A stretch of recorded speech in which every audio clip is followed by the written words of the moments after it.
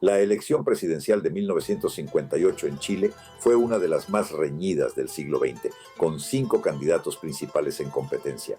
Jorge Alessandri Rodríguez resultó electo con 389.909 votos, superando estrechamente a Salvador Allende, quien obtuvo 356.493 sufragios.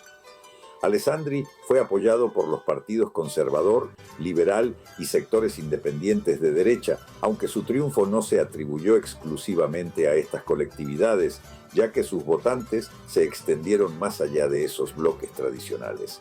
Allende, por su parte, contó con el respaldo de una amplia coalición de izquierda, compuesta por el Partido Socialista Unido, el Partido Comunista, el Partido Radical Doctrinario, el Partido del Trabajo, la Alianza Nacional de Mamerto Figueroa y otras facciones democráticas populares. Eduardo Frei Montalva, con 255.760 votos, fue respaldado por el Partido Demócrata Cristiano, así como por sectores del Partido Nacional, el Agrario Laborista y algunos independientes de centro reformista. Luis Bozay Leiva obtuvo 192.077 votos, apoyado por el Partido Radical en su línea oficialista y sectores independientes progresistas. Antonio Zamorano Herrera recibió 41.304 sufragios como candidato de la Unión Nacional Laborista, representando una postura más marginal dentro del escenario político.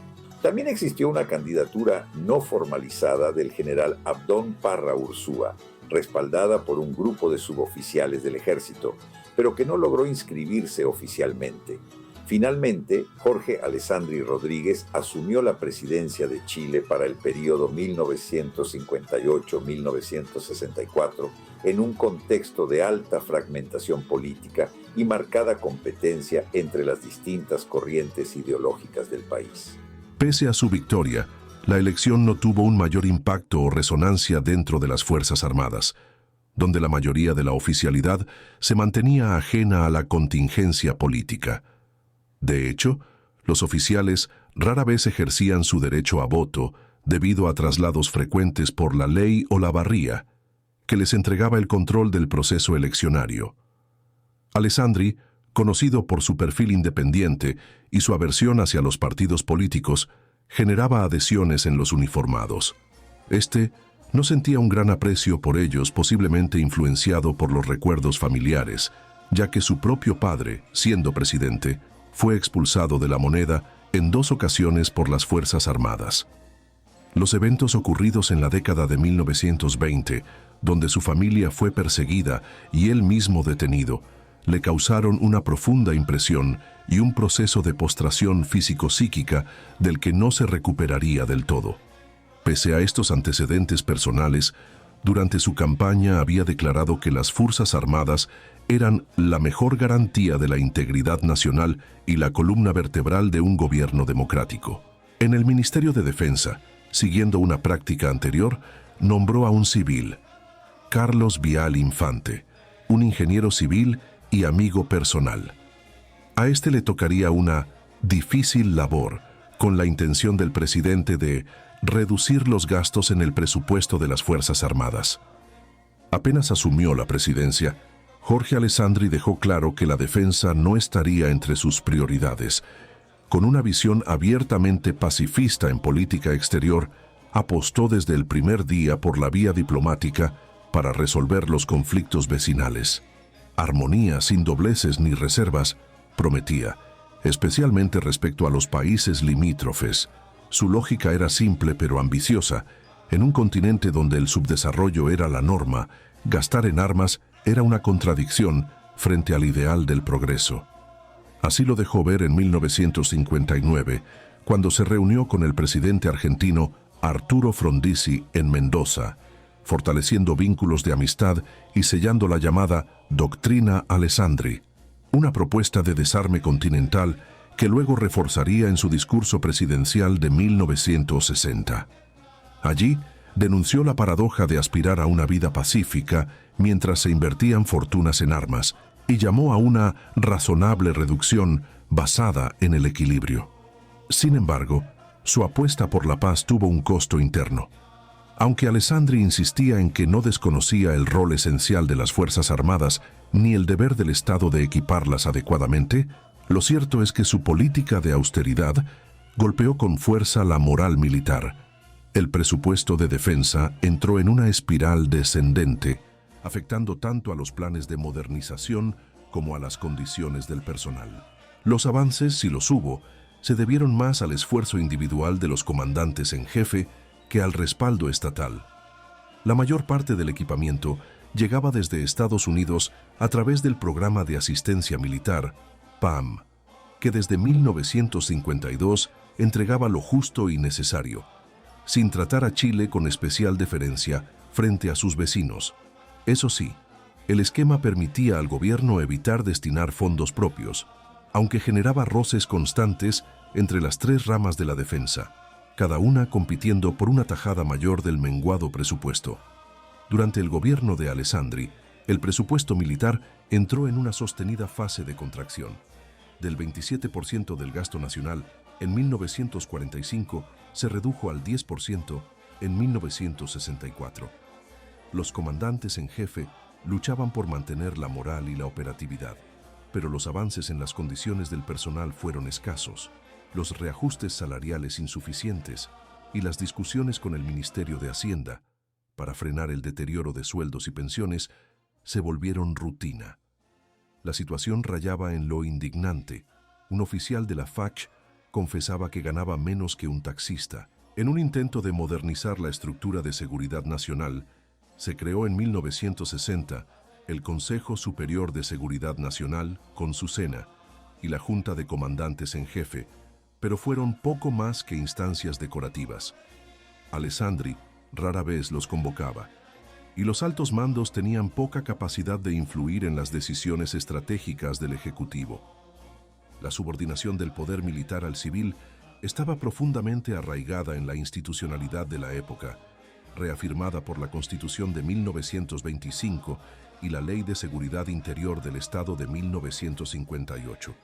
Esta última, sin embargo, amplió el rol de las Fuerzas Armadas en asuntos internos, autorizándolas a intervenir en caso de paralización de sectores clave.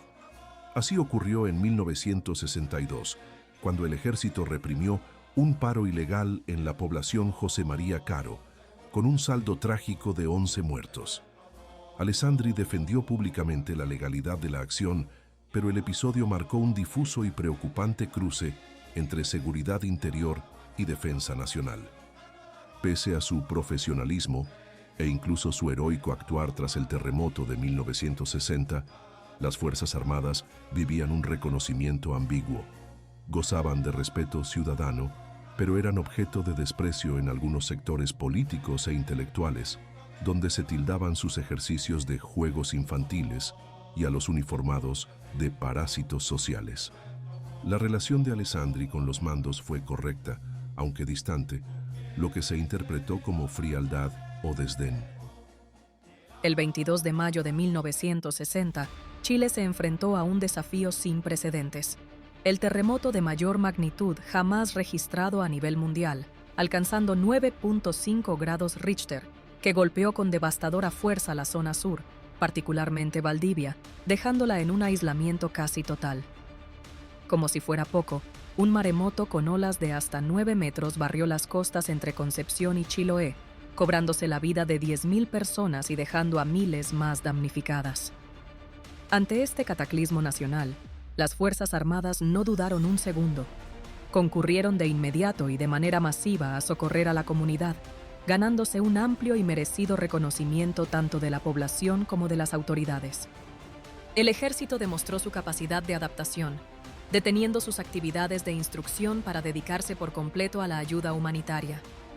Se organizaron con eficiencia para establecer almacenes de materiales de construcción, unidades de transporte y control, equipos de demolición y partidas para la distribución de víveres y limpieza de calles. El cuerpo militar del trabajo fue fundamental, reparando caminos, rehabilitando puentes y construyendo nuevas vías. Un rol vital lo jugó la Escuela de Telecomunicaciones, que asumió la dirección de la red de emergencia de radioaficionados a nivel nacional y colaboró en el restablecimiento de la red telegráfica. Un ejemplo de heroísmo fue la agrupación de la Escuela de Infantería y de la Escuela de Suboficiales, conocida como el Batallón de Hierro, que fue enviada para proteger a más de 50.000 pobladores en riesgo por la crecida del lago Riñihue, realizando labores intensas durante 2 meses que aún hoy son recordadas. La Armada movilizó con celeridad sus recursos marítimos. El crucero O'Higgins zarpó para evacuar a cientos de afectados desde el puerto de Corral. Patrulleros como el Leucotón y el Lautaro, la escampavía Galvarino y el transporte Presidente Pinto llevaron ayuda vital al archipiélago de Chiloé. El crucero Capitán Prat no solo distribuyó auxilio en diversos puertos, sino que también transportó heridos y enfermos graves a la zona central. Además, las fuerzas de desembarco se organizaron en partidas de demolición y equipos médicos para asistir en tierra. La Fuerza Aérea tuvo una respuesta asombrosamente inmediata, con un F-80 sobrevolando la zona y monitoreando los daños menos de 1 hora después del primer sismo. El Grupo de Aviación 10 activó sus planes de emergencia y estableció un vital puente aéreo entre Santiago y la zona devastada. En un esfuerzo monumental, la FACH realizó 489 vuelos, trasladando a más de 4.000 personas y cerca de 230.000 kilos de carga con solo 10 aviones propios, una hazaña que representó casi el 60% de todos los traslados efectuados, a pesar de la concurrencia de 111 aeronaves extranjeras. Mantuvieron operativas bases de circunstancia y con el uso de helicópteros llevaron a cabo rescates en zonas aisladas y el traslado de suministros y personal técnico, siendo el único medio para rescatar a cientos de personas atrapadas en techos o sitios inaccesibles, especialmente en la crítica área del lago Riñihue. Este sismo también reveló las deficiencias de la plataforma aeroportuaria chilena, lo que impulsó al gobierno a encargar a la FAC, la Dirección de Aeronáutica y la Junta de Aeronáutica Civil el diseño e implementación de un Plan Nacional de Aeropuertos y Aeródromos y un Plan de Ayudas de Navegación Aérea desde 1961, mejorando pistas, construyendo nuevas infraestructuras y modernizando sistemas de comunicaciones. La incansable labor de los uniformados, que implicó largos periodos lejos de sus hogares y una dedicación total, fue un ejemplo conmovedor de servicio a la comunidad y un claro recordatorio de su invaluable capacidad de respuesta ante desastres de tan inmensa magnitud.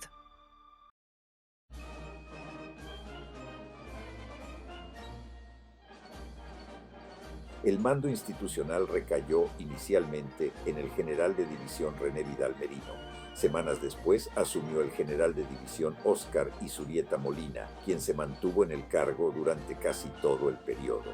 El general asumió en un momento que fue descrito como dramático en cuanto a la situación de equipamiento y por el desaliento en el personal.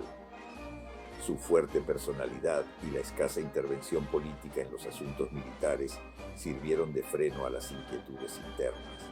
A pesar del visible desgaste en las relaciones entre defensa y hacienda, marcado por demoras presupuestarias y un material bélico que muchos consideraban obsoleto, con artillería de más de 40 años y escasez de municiones, durante el gobierno de Alessandri se lograron ciertos avances. Entre 1958 y 1963 se implementó un plan quinquenal de modernización selectiva que permitió dotar algunas unidades de equipamiento no visto en décadas. El regimiento Tacna pasó de ser hipomóvil a motorizado con obuses estadounidenses de 105 milímetros, se adquirieron piezas italianas, Otto Melara, llegaron los primeros tanques M41 Walker Bulldog a través del Programa de Asistencia Militar de Estados Unidos. Se iniciaron cursos de comandos con asesoría norteamericana y ensayos de cohetería nacional, mientras FAMAE diversificaba su producción desde munición hasta electrodomésticos. Sin embargo, estas mejoras no lograban revertir el desánimo. Los sueldos seguían siendo bajos, la carrera militar perdía atractivo frente a la educación superior y solo ingresaban quienes tenían una vocación profunda o escasas alternativas. En ese clima de frustración, fue clave el liderazgo firme del general Izurieta, quien logró mantener la cohesión y el profesionalismo frente al riesgo de desmoralización o politización. La Armada tuvo dos comandantes en jefe durante el período, los vicealmirantes Leopoldo Fontaine Narquin y Hernán Cubillos Leiva. Su situación era muy precaria, careciendo de material moderno. La mayor parte de sus unidades eran antiguas y ocupaba el cuarto lugar entre las marinas sudamericanas.